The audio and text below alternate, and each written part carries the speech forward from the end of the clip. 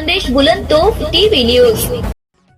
गेल्या जून महिन्यात पावसानं पूर्णपणे दडी मारल्यामुळे बळीराजासह नागरिकही चिंतेत होते। मात्र जुलै महिन्याच्या सुरुवातीलाच पावसानं जोरदार हजेरी लावल्यामुळे सर्वत्र आनंदाचं वातावरण आहे।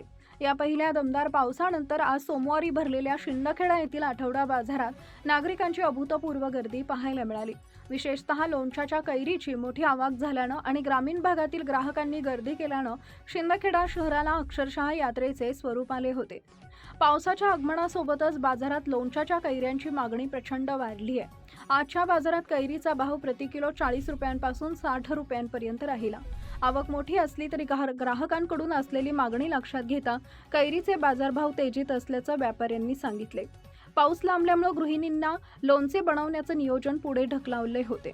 आता पाऊस पडताच बाजारात कैरी खरेदीसाठी महिलांची लगबग सुरू झाली आहे। कैरीसोबतच लोणच्यासाठी लागणारे इतर साहित्य जसे की लोणच्याच्या काचेच्या व चिनी मातीच्या बरण्या, लसूण, मोहरी डाळ, मेथी आणि विविध मसाले या साहित्यांच्या दुकानांवरही ग्राहकांची मोठी गर्दी दिसून आली।